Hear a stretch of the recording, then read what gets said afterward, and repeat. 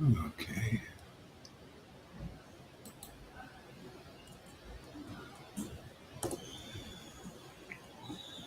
Mm-hmm. Mm-hmm.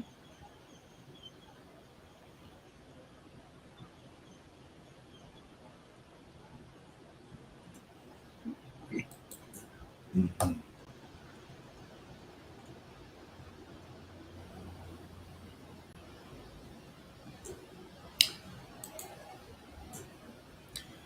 Okay, let's see here. So, yeah, I'm just sharing this with some people right now. I wonder how you can do this in another way. Oh yeah. Okay. Okay.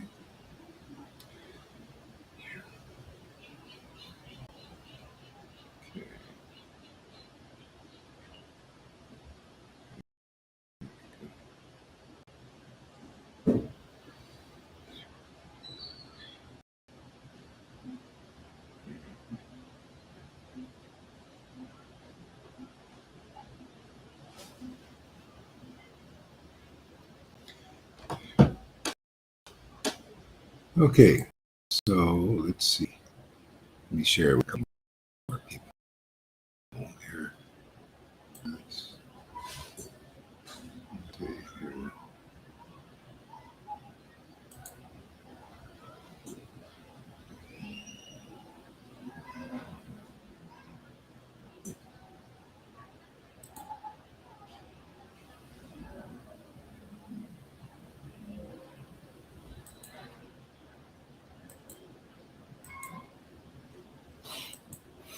Okay.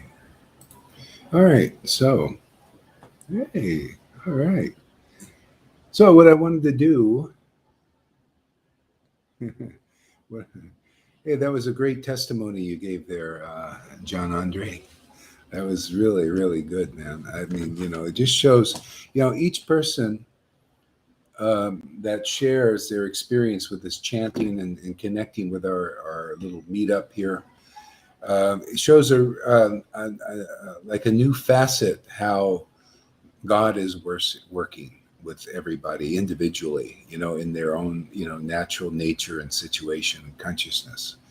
And this I wanted to do kind of like a beginning video here for new people because I'm meeting new people who want to know what we're doing. Matter of fact, I, broadcasting live here on WhatsApp now too.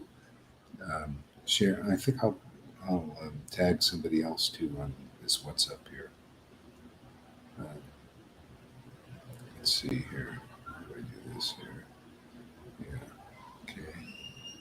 Yes. Okay. One more thing to WhatsApp. Polly. Yeah. Who just hit me up? Yeah. Yeah. So yeah, it's amazing to see how this chanting and our group is adding to people's lives here more and more and more. It shows it's very practical.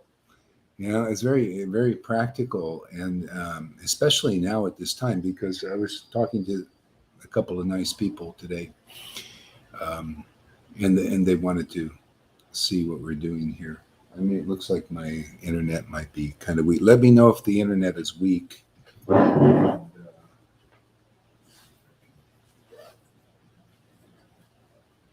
of fact, I might just switch the networks now because so we have a nice, good, clear signal. Yeah.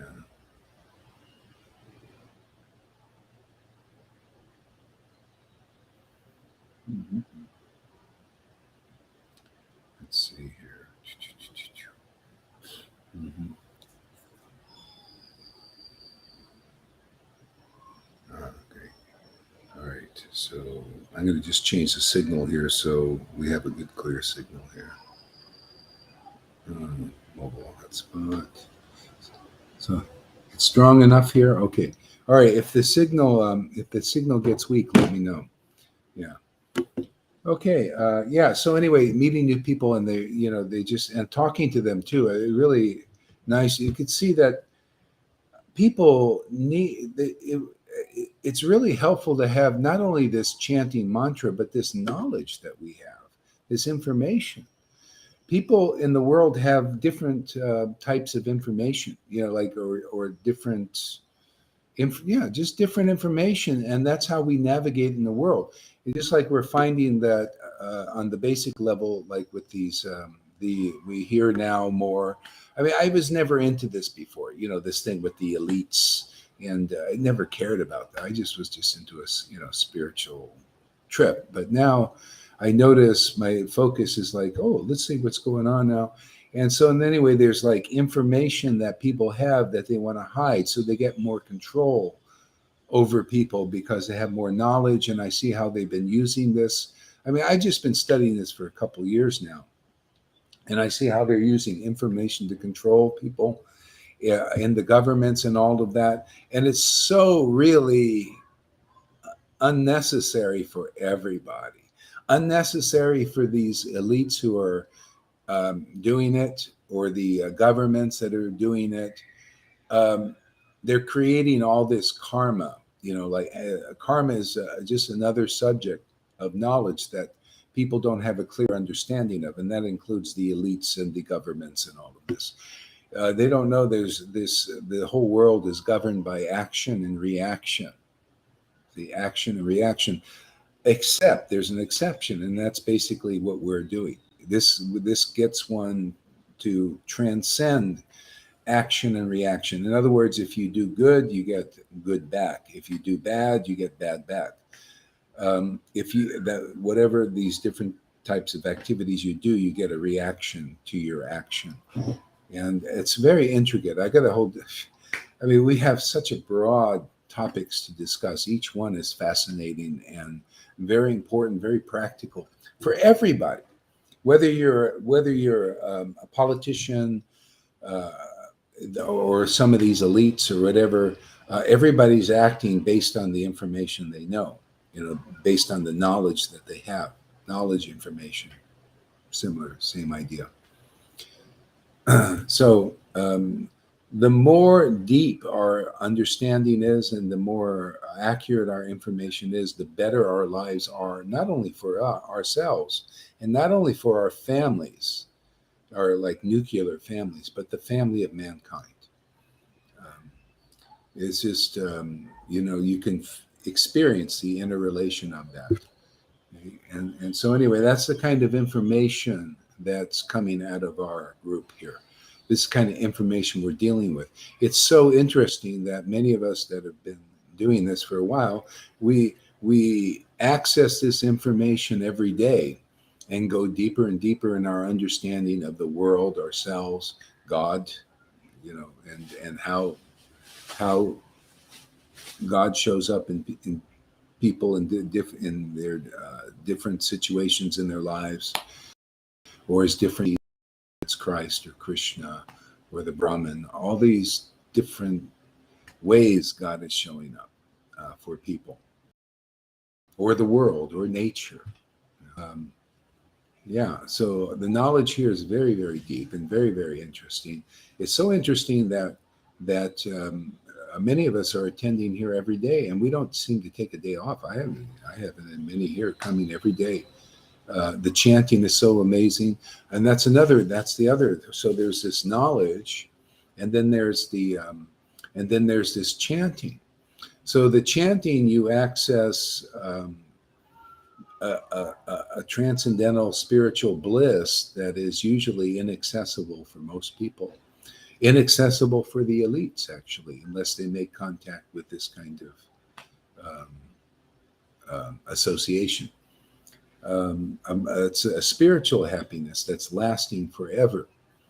And it's the key to the immortality that many of these elites are looking for, and scientists are looking for, and trying to do it in different ways. See, the elites and the scientists think they have access to immortality right now by being able to make clones, and like when you need another body, you just put your consciousness into the clone. But actually that doesn't work very well, and they know it. They're still trying to make it work right. And then, or upload your consciousness into a, say, like an android body.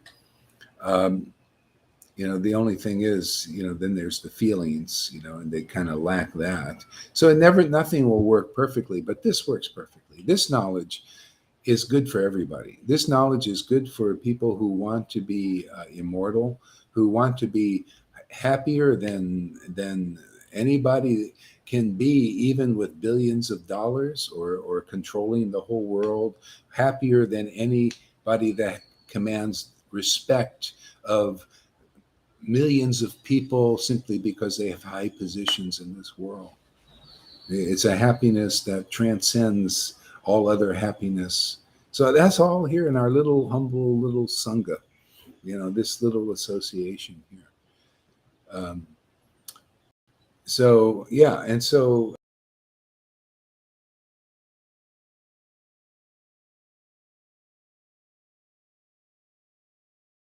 now I can see it's might have problems.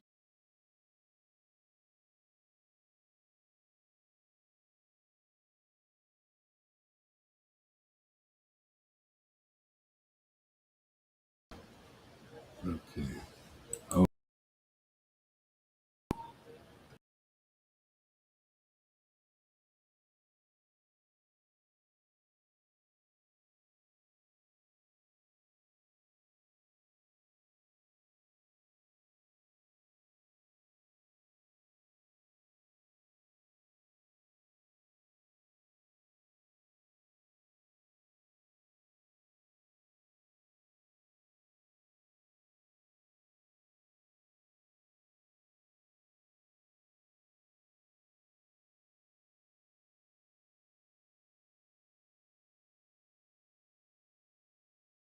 Okay, we're back.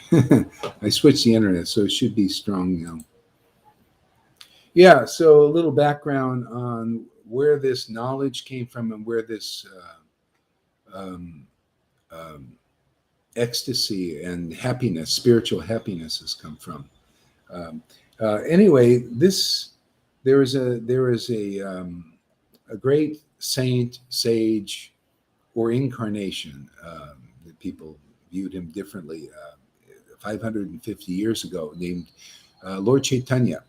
And he was an amazing personality. A lot of people believed he was actually God incarnate here.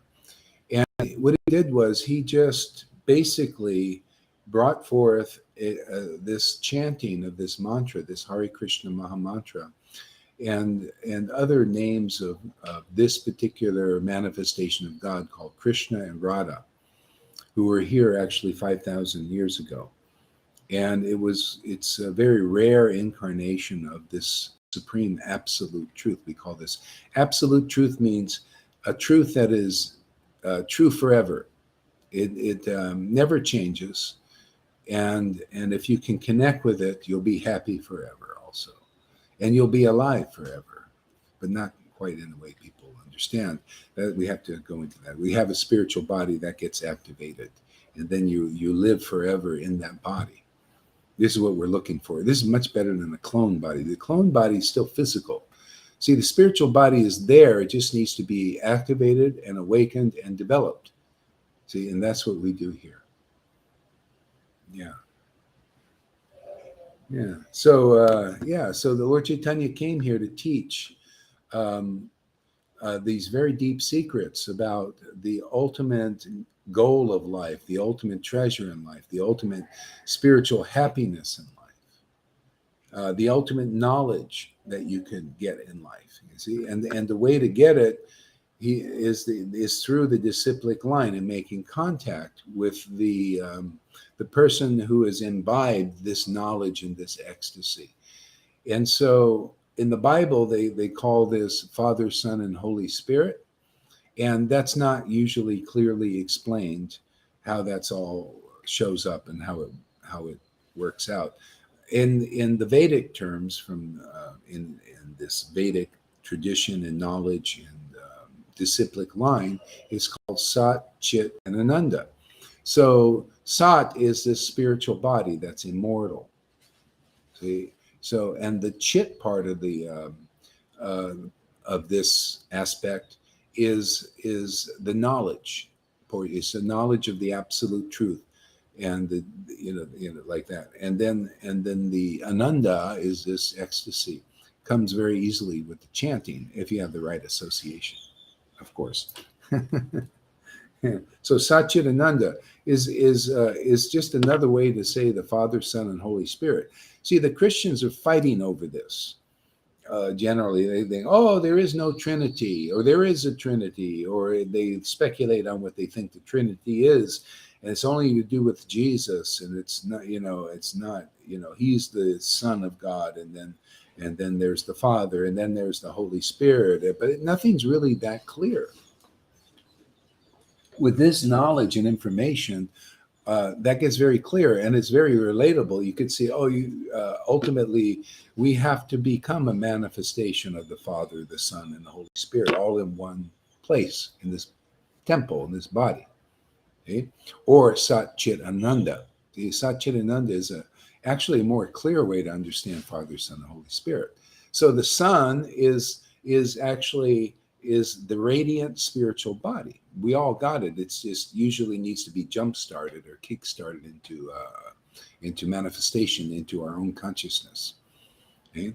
And the chit is the information and the knowledge of the supreme goal of life. What's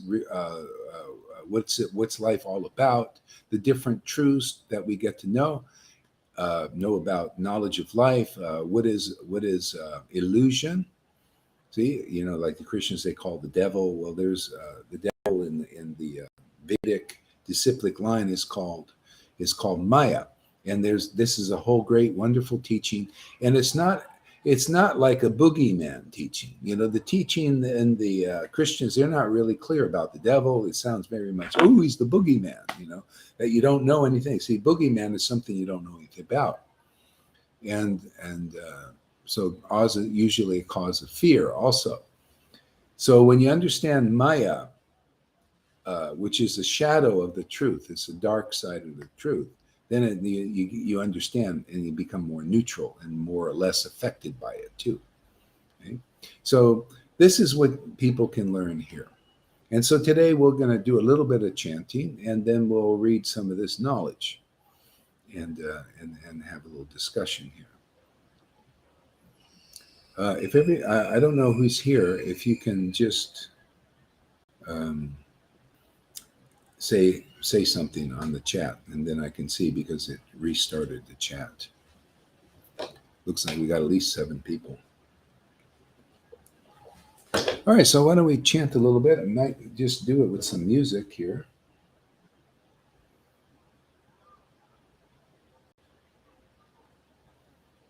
Oh, yeah, a little bit about the chanting. So we're chanting a mantra. Mantra means free the mind. Yeah, free the mind. So this mantra helps free the mind, and that's just a perk. Something more than it does more than that. It accesses and awakens the spiritual body to the point of we start to transcend material consciousness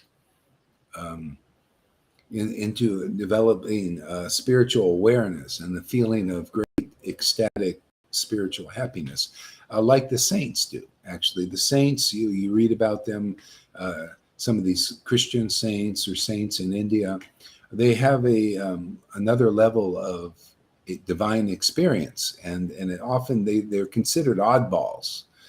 Often when they're here, maybe after they go, everything's great, but a lot of times people consider them oddballs because they have another level of experience of life, and it's spiritual, and it's very intense and very I can only use the word ecstatic, but this is where you get to know what ecstatic means and what bliss is you got to see a person experiencing this communion with this name. See, that's what it is a communion.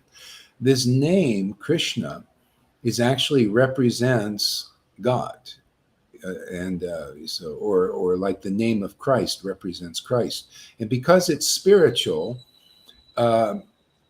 there's a spiritual teaching about it. And the name is non-different than that consciousness, that being people call God, which is defined by the Bible as the great mystery. Okay? So if you can chant this name Krishna and you feel the presence of God really close, you're going to get naturally divinely ecstatic, and the tears are going to come to your eyes, and a joyful feeling in the heart, and all kinds of things. That's a whole nother topic called devotional mellows. And this is the highest understanding in the world, actually. So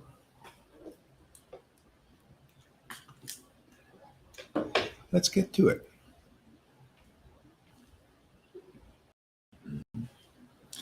So we can chant on these beads. If you don't have any beads, okay, doesn't matter. And let's see what happens. I'll put some music on. Let's see if it'll catch. Bluetooth. The Bluetooth device is connected successfully. And it's Indian music because otherwise their AI on Facebook will censor it, and so then we lose the class. So it just has to be a non-copyrighted thing. Even non-copyrighted things sometimes show up. I don't know why, but they do, and then they stop the video.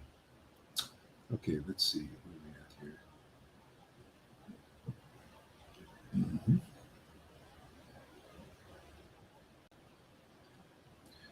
So we're just going to chant shortly, and then we're going to read some Bhagavad-Gita.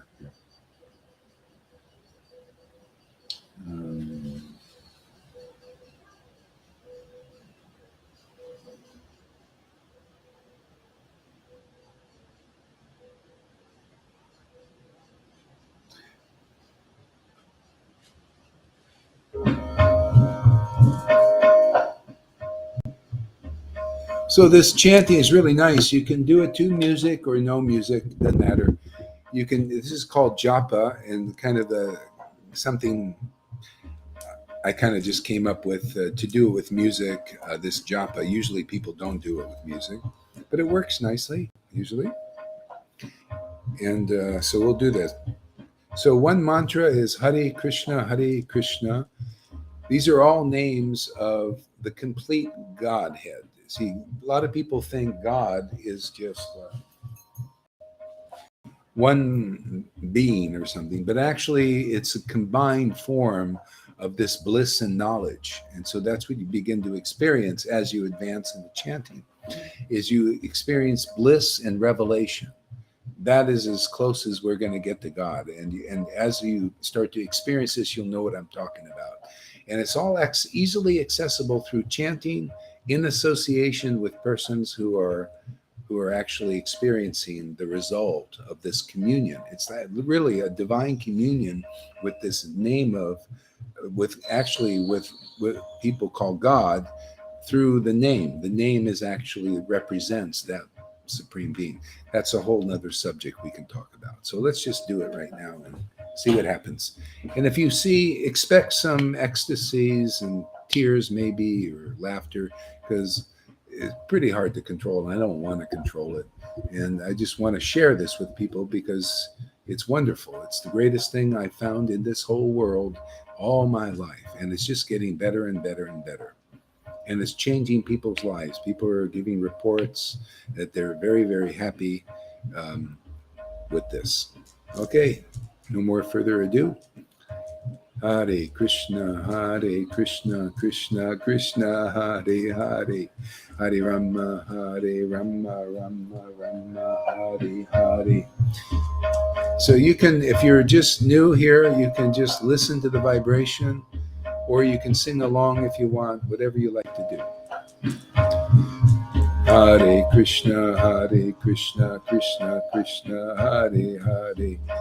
Hare Rama, Rama Rama, Hare Hare. Hare Krishna, Krishna Krishna, Hare Hare. Hare Rama, Rama Rama, Hare Hare. Hare Krishna, Krishna Krishna, Hare Hare, Hare Rama, Rama Rama, Hare Hare. Hare Krishna, Krishna Krishna, Hare Hare, Hare Rama, Rama Rama, Hare Hare. Hare Krishna, Krishna Krishna, Hare Hare, Hare Rama, Rama Rama, Hare Hare. Hare Krishna, Krishna Krishna, Hare Hare, Hare Rama, Rama Rama, Hare Hare. Hare Krishna, Krishna Krishna, Hare Hare, Hare Rama, Rama Rama, Hare Hare. Hare Krishna, Krishna Krishna, Hare Hare, Hare Rama, Rama Rama, Hare Hare. Hare Krishna, Krishna Krishna, Hare Hare, Hare Rama, Rama Rama, Hare Hare. Hare Krishna, Krishna Krishna, Hare Hare, Hare Rama, Rama Rama, Hare Hare. Hare Krishna, Krishna Krishna, Hare Hare, Hare Rama, Rama Rama, Hare Hare. Hare Krishna, Krishna Krishna, Hare Hare, Hare Rama, Rama Rama, Hare Hare. Hare Krishna, Krishna Krishna, Hare Hare, Hare Rama, Rama Rama, Hare Hare. Hare Krishna, Krishna Krishna, Hare Hare, Hare Rama, Rama Rama, Hare Hare.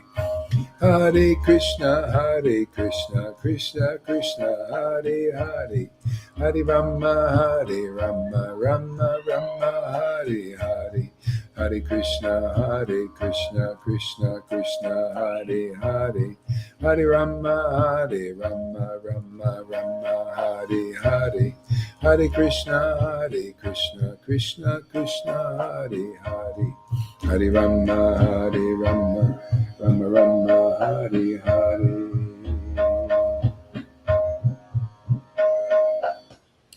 Yeah. So just some things coming to my mind now. Just so people know. So this is so profound and so powerful, this chanting, that it causes purification on all levels. And it's literally, you start to, just like you heard about with fasting, sometimes you go through a healing crisis. Well, this chanting is very, very powerful. That you'll see that you might start crying sometimes, laughing sometimes. Crying usually happens first, and then the tears might be usually, they'll be like often a mixture of joy and maybe the pain of your memories coming to light, and they're exhorting out of you. They're coming out of you, all of these things. So this is the crisis of healing, on just from the chanting and this association. So sometimes you might feel some tears, and they might be it's like you're thinking about your past, and the stuff is welling up, but it's coming out. You're getting purified of it, and then more and more your tears will turn into more joy and more steady bliss and ecstasy. It's a process. And the greatest thing is, you don't have to it doesn't cost you any money. You don't have to go and take an ayahuasca trip that could be dangerous. You never know with drugs and things like this. This is very natural. It's meant to be a safe bridge to the spiritual dimension of consciousness, and it works very nicely. Not to say not to try other things or do other things. I'm just saying this is also a purification, and it's very natural, and it's free. It doesn't cost anything. All these other methods are very costly. Actually, it'll save you a lot of bucks, man. And you don't have to.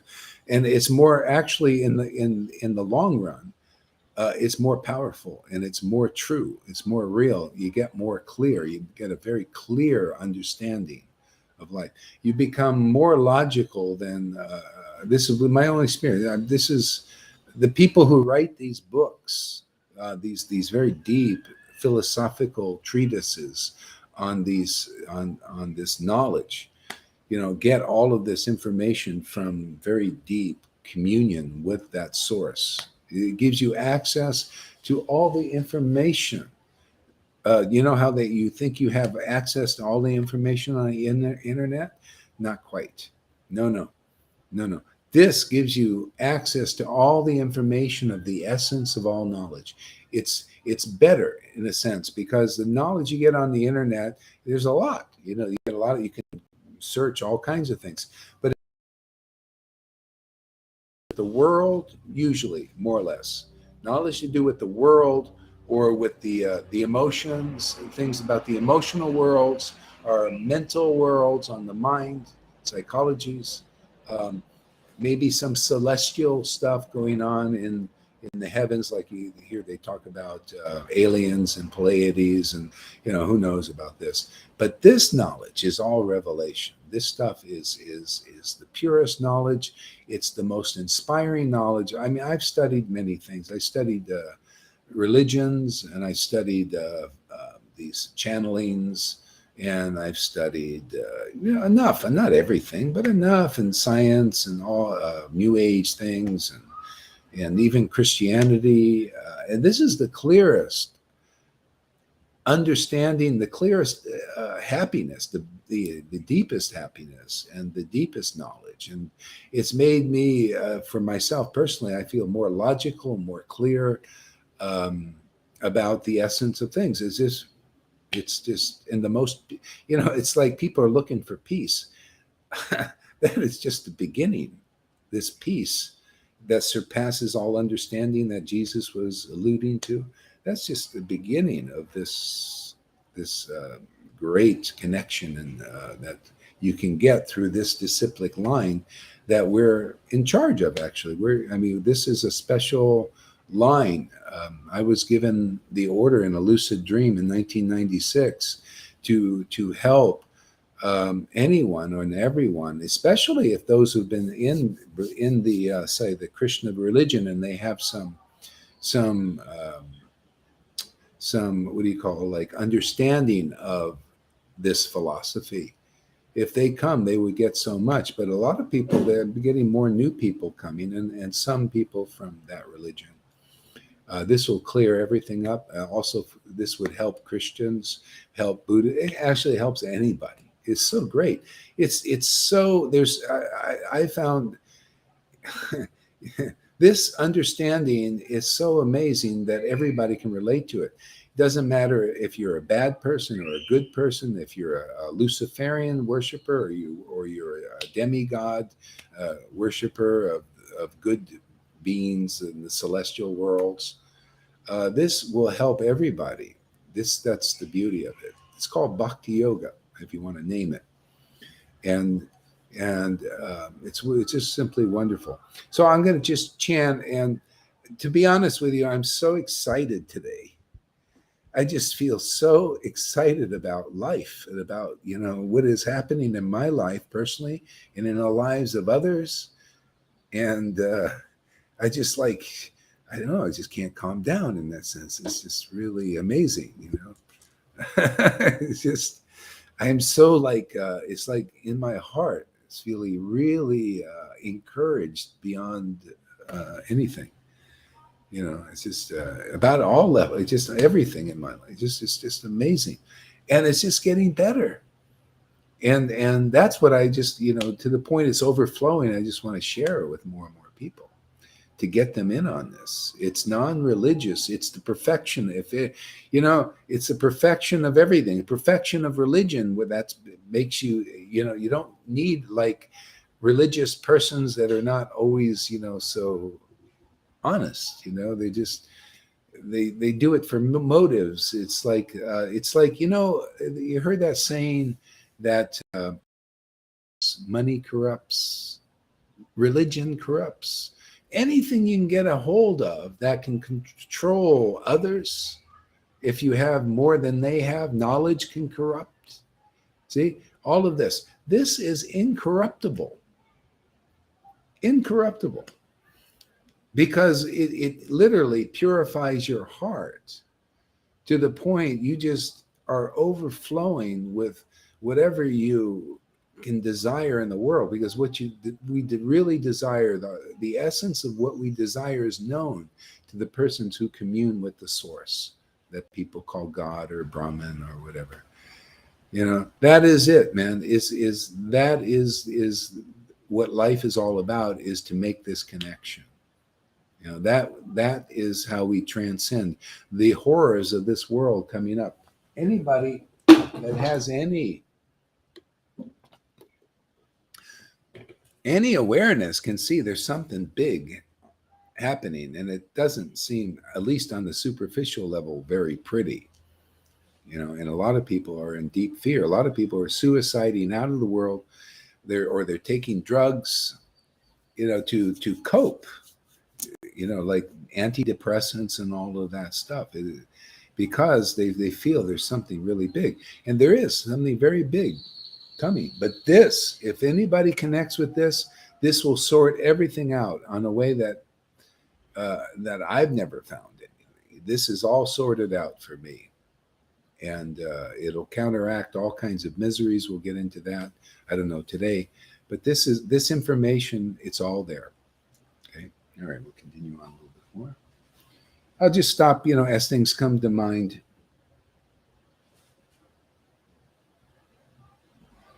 I don't know if I can settle down and chant. I'm just so kind of excited today, which is probably good. I get too ecstatic, people think it's too weird, Hare Krishna, Krishna Krishna, Hare Hare. Oh, one thing about this corona thing. One thing that happens here, and like for flus and sicknesses and all of this, I just got sick just recently, and it didn't last very long. Like a flu or something, didn't last very long. But on this 2 years, and even before that, I never, I'm almost 69 years old, and everybody's, coming down with colds usually, and this and this and this. And I noticed this gives you a purification. It gives me the purification to the point, isn't it, like no necessity for a cold, because one thing is mucus starts to well up, and it's purifying your body. So another thing, maybe so you don't freak out, if you see, like, I'm blowing my nose like through half of the chanting usually, or the talks. Because this is part of it. It's just a natural purification. This personality was here 550 years ago. He had to have he had a cloth, was, blowing. Well, anyway, he's blowing his nose a lot also. This is one of the higher stages of chanting, is this nose blowing, because it's purifying everything out of your body. It's an amazing thing. All this corona, all this fear and everything, I didn't even get sick. This whole thing, didn't even get a cold, because body constantly, practically every class is blowing all this. It's cleansing the body, even on a physical level, much less on the emotional body and the mental body. See, clearing the space so you can get into this higher level of consciousness, a truly spiritual consciousness. It's amazing. He bucks to live on the beach and play bingo all day. He wears my coffee calzone. He figured it out, Prabhu. Even Jesus Kamalakanta. Yeah, Kamalakanta. Yeah, figured it out, man. I figured it out a long time ago. I figured it out. What's it to figure out? It's this. Well, we'll get into more of that. Figuring it out is basically finding this great treasure. I found it in the very early 70s, actually. And anyway, that's another story. I won't get into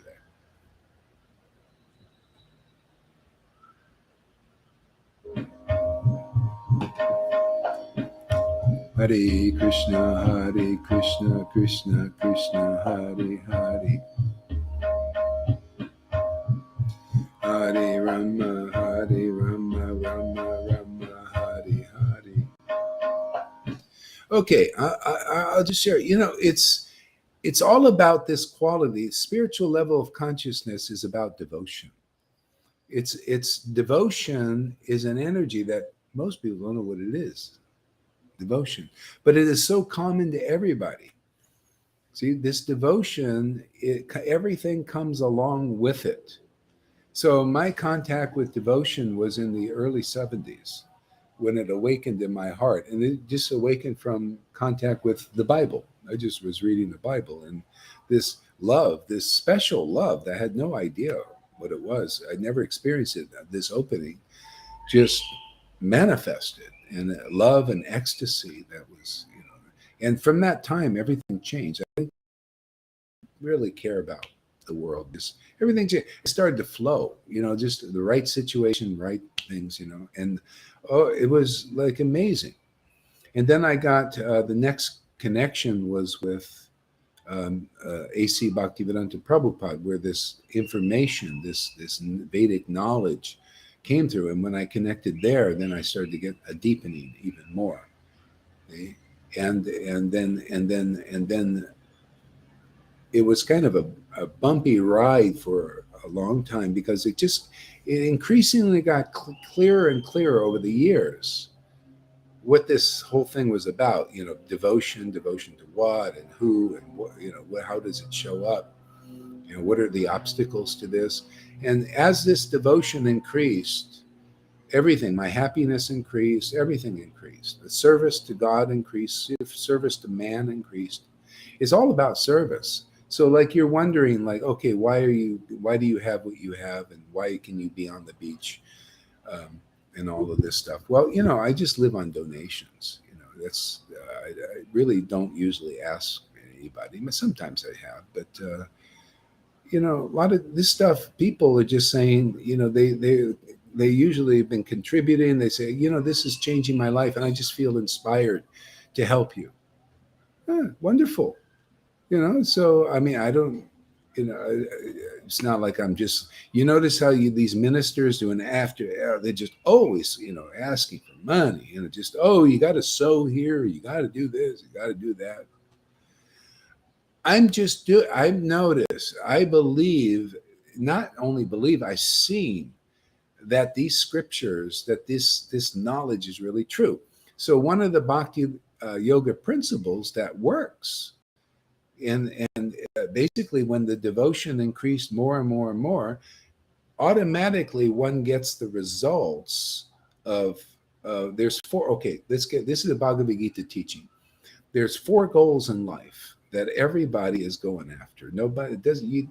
Every human being is usually going after this. Yeah. See, 4 goals of life. So it's called, this is in Bhagavad Gita. We'll get into this now. It's very interesting. I'm telling you, whoever comes here and sticks around, if you trust me for a while, you'll see from your own experience, this is the most interesting, fascinating path, knowledge, and happiness that'll fascinate you so much, and it'll give you so much enrichment in your life. You'll never give it up. It's just the most attractive thing in the world. I mean, it's my experience, and others too. I mean, there are people coming here 365 days a year if they can make it without, something in the way or something they're going through, just because it's so great. It's so wonderful. It's like, this is the vacation, is our meetings and all of this. So, okay, 4 goals of life. Everybody's trying to do this. Here's some knowledge. If you try to go for these goals independently, very hard, more hard. People are trying to develop economically. See, they got to work for it, right? Just natural. Yeah, you got to work for it. So people, they work and then they make money. See? And so another goal in life is sense enjoyment. So if you make money and everything, you can enjoy your life according to your money situation and capacity.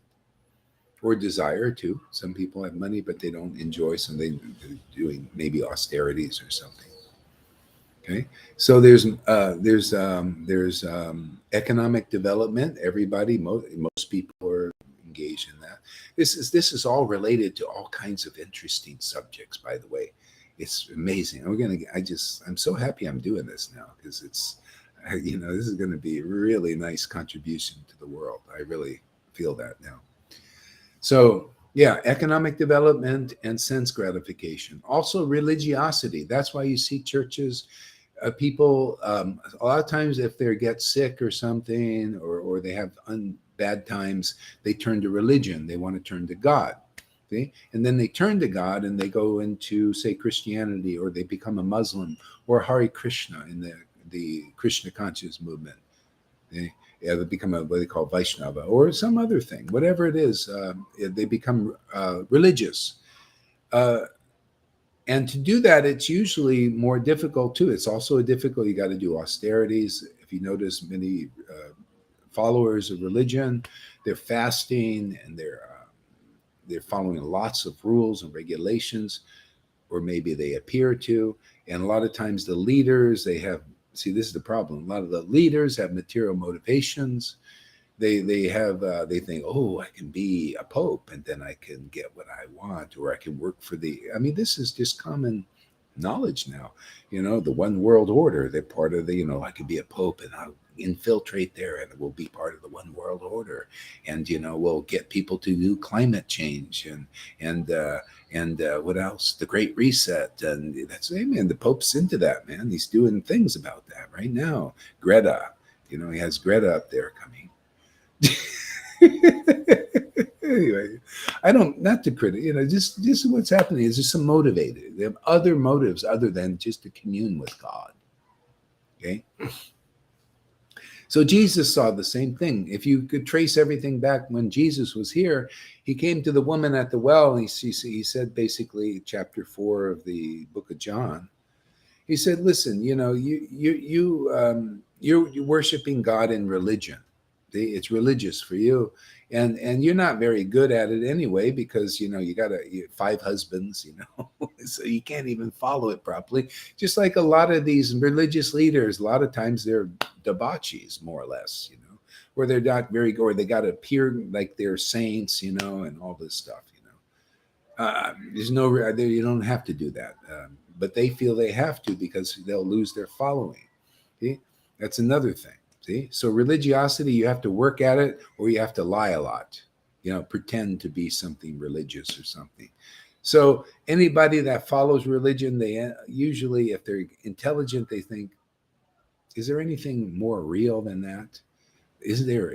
And sometimes people say, they become atheists. But look, religion, these leaders, all they want are their 2 private jets and, that kind of stuff.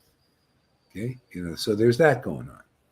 So economic development, religiosity, see, and what else did I say? Economic development and sense gratification.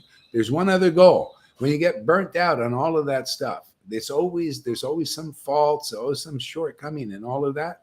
What do you go for? Liberation, the 4th goal of life. These are people, they're usually burnt out, they've enjoyed too much, or they took too many drugs.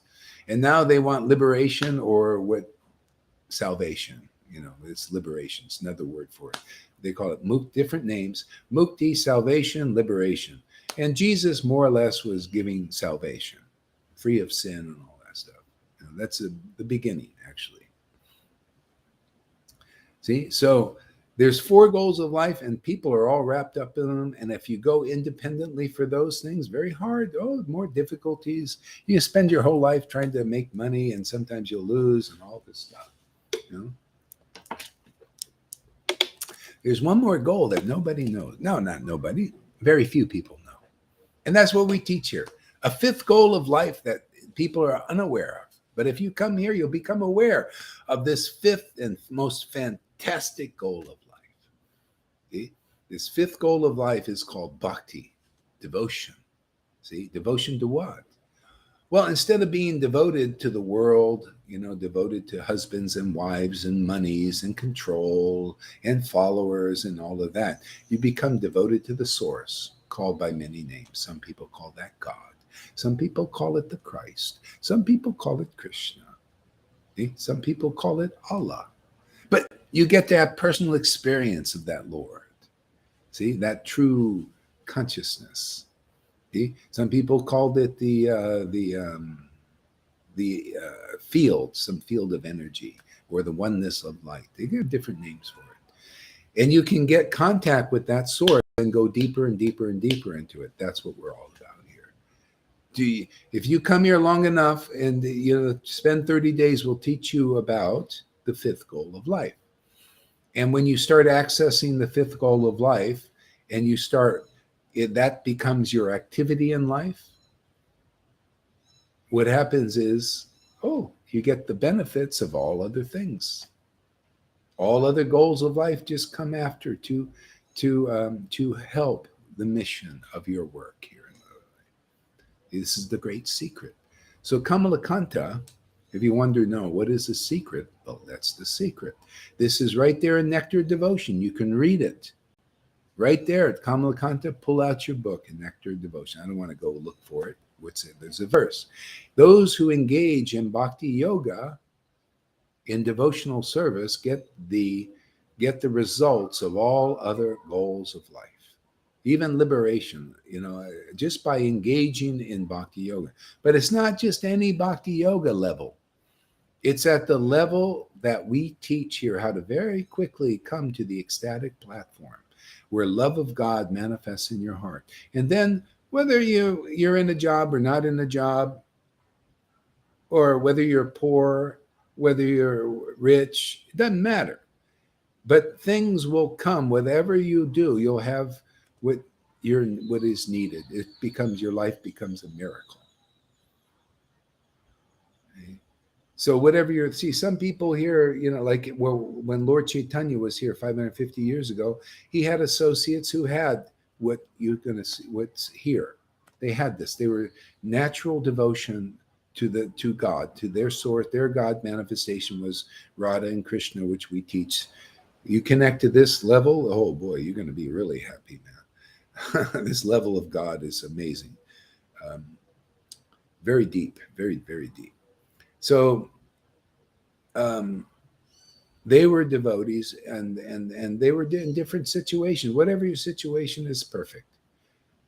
And if you're a beggar or you're poor, whatever you need will come, to your, So anyway, in my situation, I was, I never was, after I had that connection with Jesus, I was never really interested in the world. I just lived however I lived.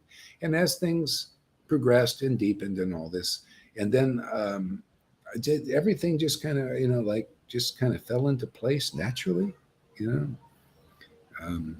whether even when I was in religion in the Krishna movement, they said, okay, we want you to go and sell paintings and make money for the group. I said, okay, I went out there. That was easy. I worked long hours, 7 days a week. But as far as making the money, it just came automatically. I just set up shop. It was very easy. And people just started coming over. It was like a miracle. Why would they just coming over, buying the paintings? Then I gave it all, not even kept a cent, just paid the bills and just gave it to the church. Okay. And because there is motivation there, they're taking all that money and giving it to the people building this restaurant, and then they took the money and that's religion. They do shit like that.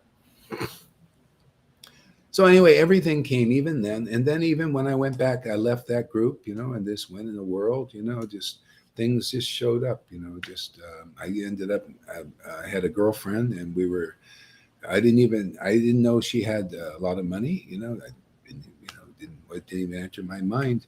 And all these connections came to start a business, of real estate.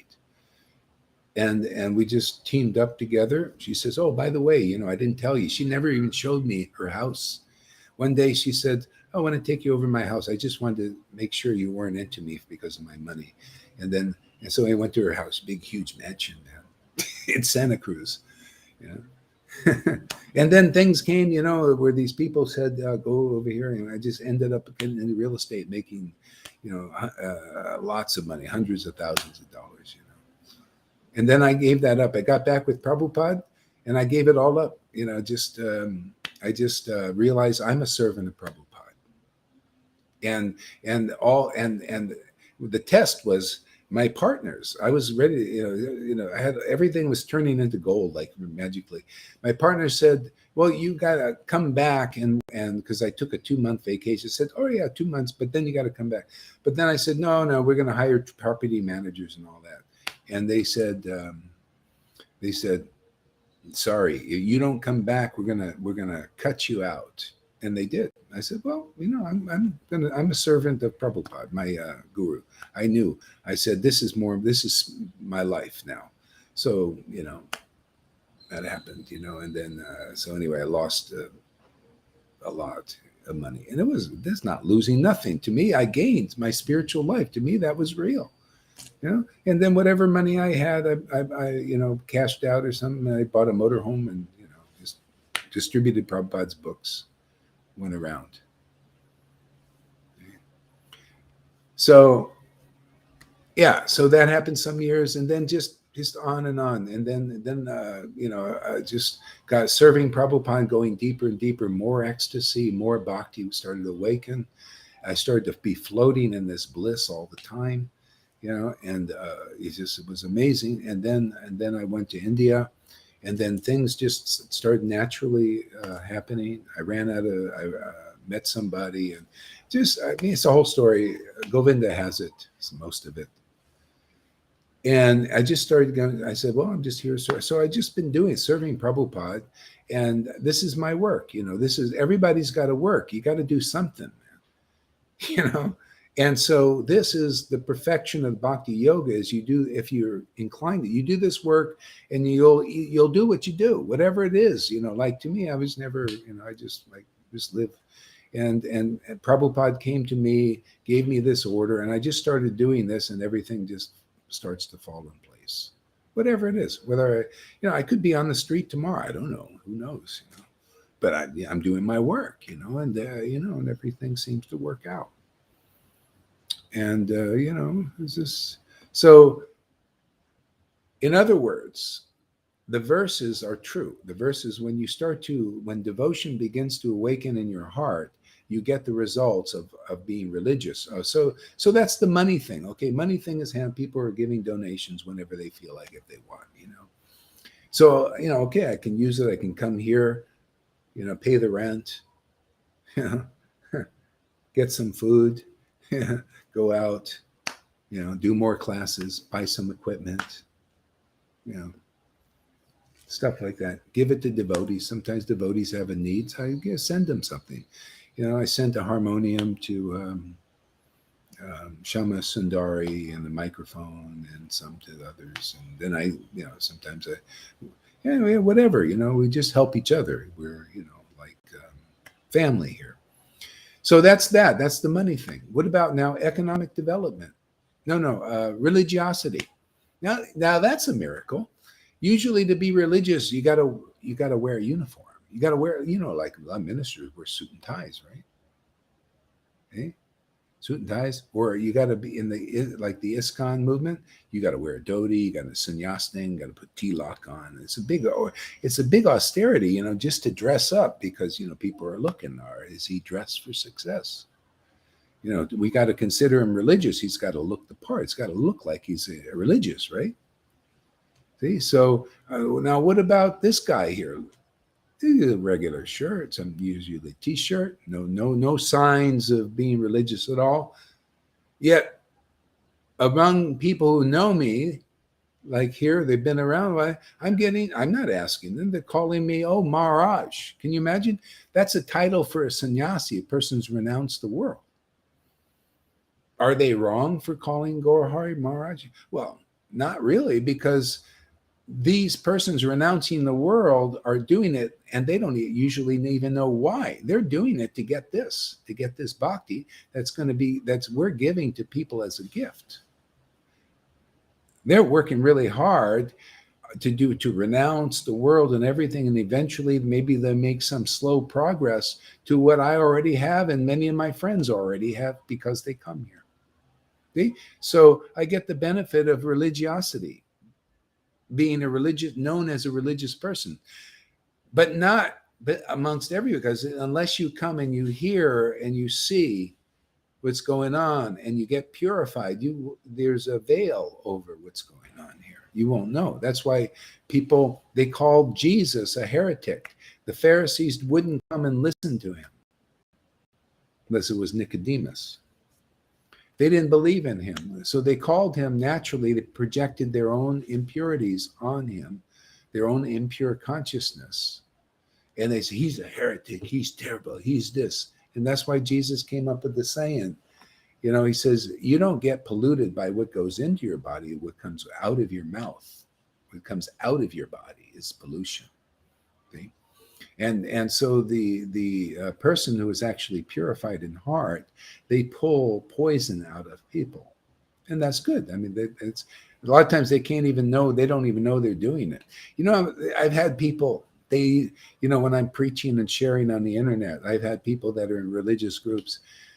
They've said some horrible things. I was even surprised myself. They came right at like the devil inside them, and these were religious persons. And then sometimes a few days later, they come and I'm really sorry about what I said. I don't know why it said. It just came out of me. It's just natural. I've had people that were so against what I did and were criticizing bad, one of the horrible stuff and everything. And now they just come, and one guy says, man, I really like it. You're the only one that really is preaching. Everything's switching around. See, because this bhakti yoga, this level of doing it, which I'm sharing here with people, you can all do this. This can be part of your life. You can become like this. That's the whole point, is to become like, I'm considered a guru here for my associates. And they're not only are they my disciples, but they're like my friends now. They're my friends, intimate associates. Okay? And they also are becoming like their guru here. Their lives are becoming wonderful, more and more wonderful. Stuff is coming out of them more, and they're becoming more free, more ecstatic, steady ecstatic, living on a spiritual plane of existence. And they're getting respect now from people here also who can see their value. And that's just how it worked. This is we're teaching how to get this is a path for those who want all the greatest boons of life, who want everything, is all in this. And so, all right, so there's 4 goals already. Just on all I'm doing is sharing my heart, chanting, and the ecstatic ecstasy is awakening, and I'm relishing. And what the great secret is I know what I'm doing now. I know life is all about pleasing God, pleasing that source in everybody's heart. And people are doing it in different ways. Those who are serving, say like they're serving on the low levels of darkness, they're pleasing the source in a kind of a low grade way. It's material. People, working passionately, making money are serving also. There's some happiness in that. People doing austerities, there's some happiness in that. And people doing this, this is the ultimate happiness of that person that you don't know about on all these, not very well on all these other levels. See? That very person is very much close to us. So close you wouldn't believe it.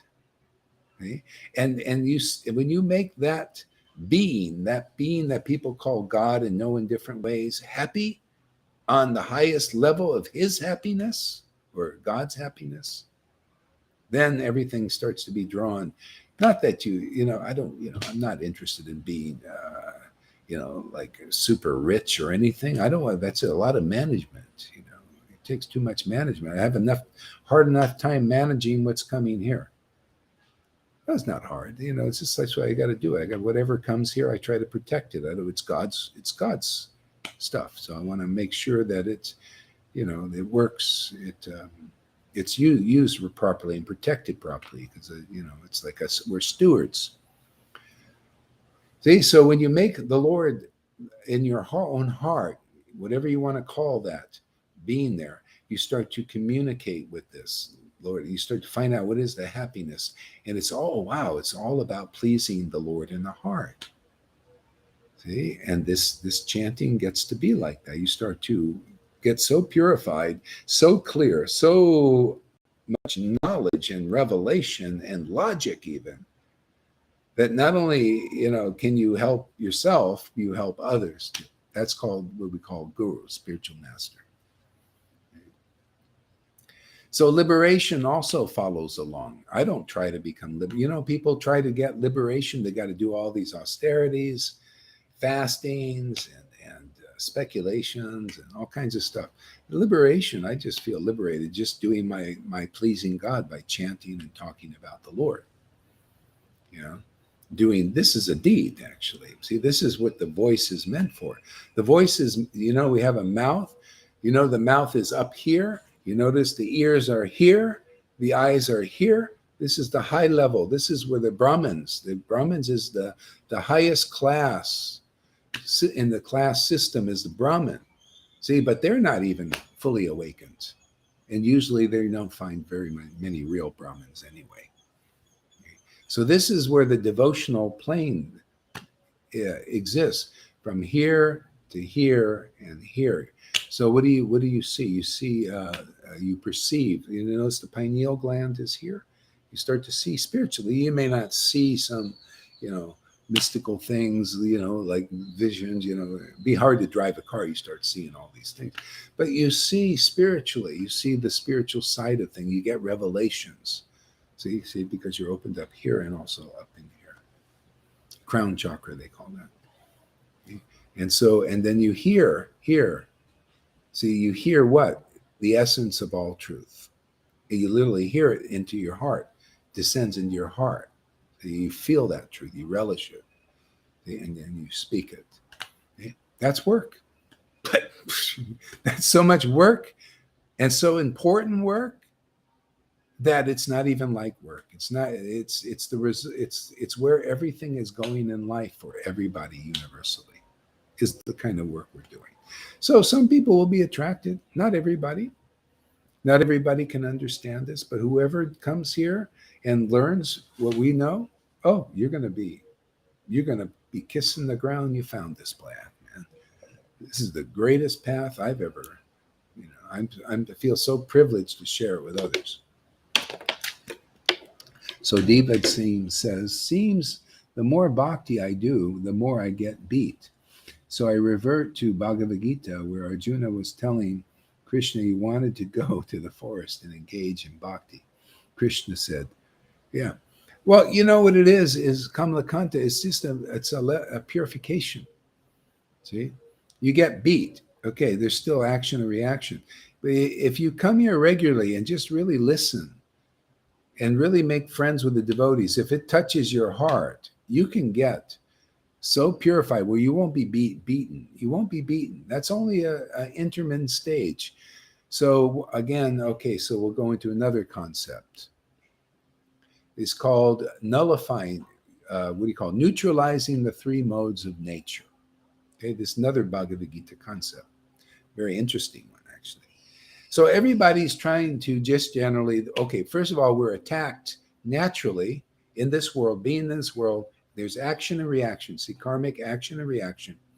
We're just usually more or less blindly causing it, more or less, because we're not really clear about what it is and how it shows up and how this is all going on. Okay. So the action and reaction causes threefold miseries. Okay? Miseries of the body, pertaining to the body, and mind also, and emotions. See, body and mind and emotions is part of that. Okay? miseries caused by other living beings, like you say, getting beat, people giving you problems and all of that, the miseries of the mind, of the other living entities. See, threefold miseries. And there's one more, and that's miseries of nature, the demigods. And now there's more miseries because usually the demigods are the controllers of nature, right? They control the weather, they control a lot of things, the air, and all good things, the demigods, they're mode of goodness. Now this is a special time because the demons, through technology, are getting involved in the control mechanism that the demigods usually do. And the demigods, usually life is much better with them. You feel more comfortable and everything. But things are switched around now. The demons have the technology. And the demons are using that technology to control bodies and make people miserable. They're using it to control the weather. So usually you have periodic storms, according to the seasons and all that.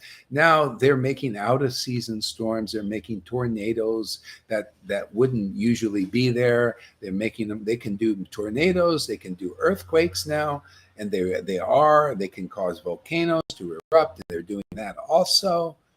Okay. They can cause tsunamis, and they're doing that also, more than usually there would be. See? So now there's more miseries of the body from other living and from nature that's being controlled not only by the demigods but by the demons too now. So in other words, there's an Armageddon going on. There's a war of principalities.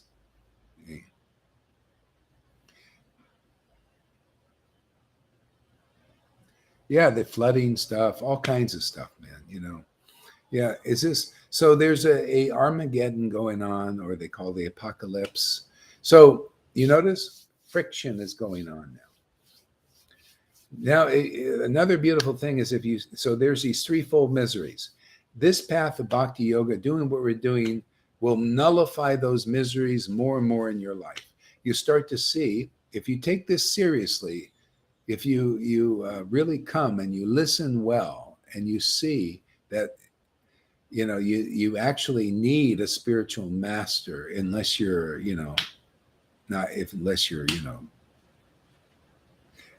through these things and you're demonstrating that you're an ecstatic devotee and really communing intimately with God, and then you got the results of having a spiritual master.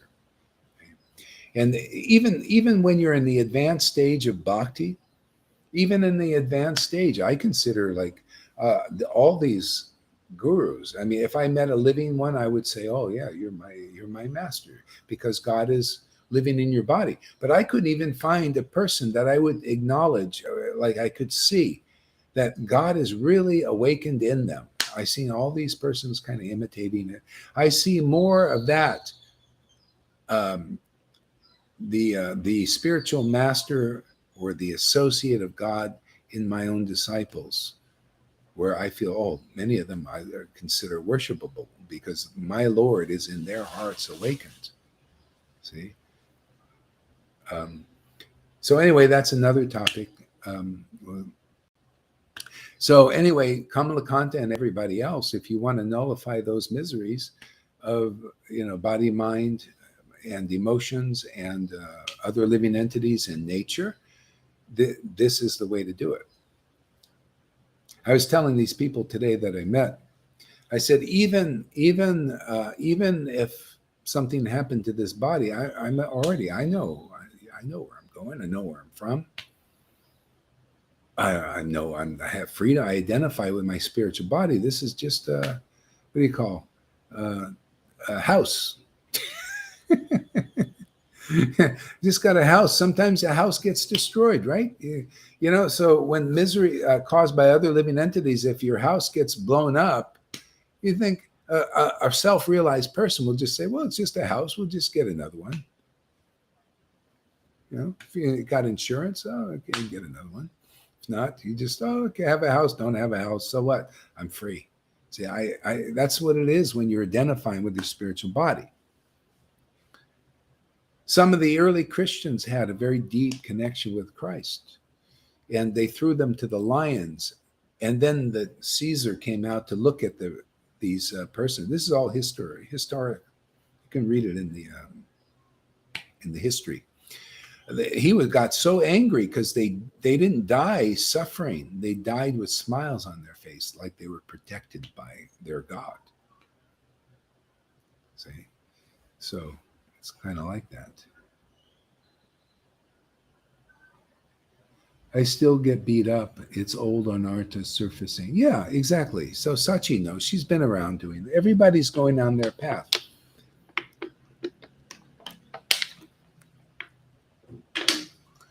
I played the harmonium today and cried like a cow. All right. That's what it was material tears. Really?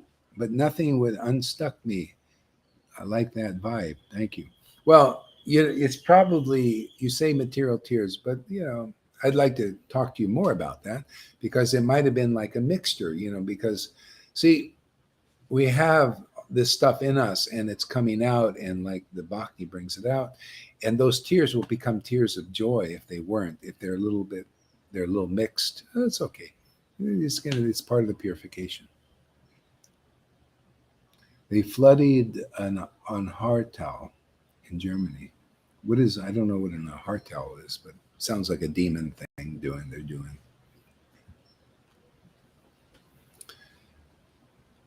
I think that's enough, a good introduction for today. I don't want to make this too long.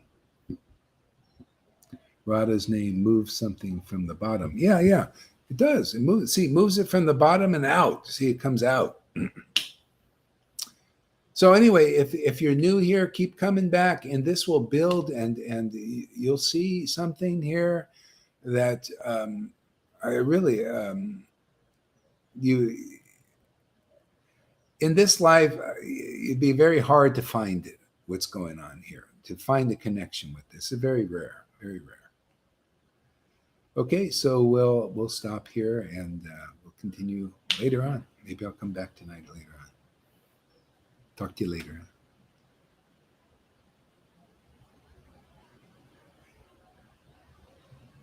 How do I end this stream?